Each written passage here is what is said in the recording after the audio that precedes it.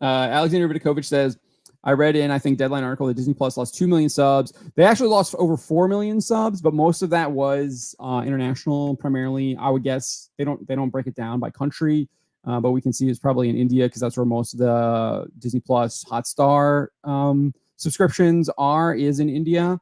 But they did lose 300,000 in North America. So it wasn't just losing subs primarily in India. They did lose 300,000. But I actually agreed with Iger when he said that he was actually pleased with that. I kind of agree with him that that's not a lot, given the fact that they hiked their prices significantly. I think they jumped their ARPU like up $2.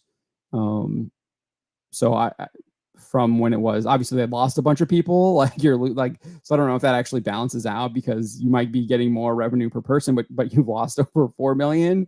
But so there's that, but like only losing 300,000 despite a significant price hike, I think is probably pretty good. Whether or not that's a trend that continues and people realize, oh, I didn't realize that they haven't been checking their credit card statement or whatever. They got it on auto pay, and they're like, oh man, I didn't even know that it hiked up. So you might see that continue because people are like maybe checking their statements and seeing, oh man, it went up. And I'm not actually using this service. I don't need this. It's something I can forgo. So we'll see if that continues in the next quarter. A great deal of millennials and college-age Zoomers are abandoning their streaming accounts and moving into YouTube content, either creating it or consuming it almost exclusively. So expect to see that to continue to be the trend, at least among middle to younger age millennials and then Zoomers that are college age. Yeah, TikTok too, obviously, even though that's actually finally seeing some political pushback. I think I saw Montana.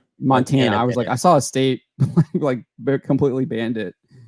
So we'll see if there's more follow suit and how that works. Obviously, you probably get around it through a VPN and stuff like that, but it makes it a lot harder. It makes it a lot more difficult. Are you gonna actually? Do you really care that much about TikTok to go through a VPN, et cetera, et cetera? So, but yeah, I think you're right there, Cider. I think a lot of people are leaving streaming services because why watch crappy She-Hulk that's just insulting you when the creators are literally insulting you when you can watch someone make fun of it on YouTube by just watching like maybe an ad or something like that, and you get more enjoyment out of the people making fun of the absolutely garbage television show that was made out of hate and spite. But yeah, Montana has banned TikTok.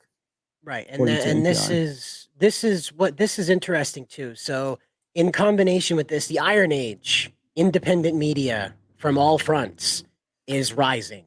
There's more power to it today than there was last week. I tuned into a Drink with Crazy showcase of what's going on in the Iron Age as far as his channel attracts, and there's like 14 new projects just this week from last week. It's growing exponentially, and this is what people are abandoning the mainstream for on YouTube.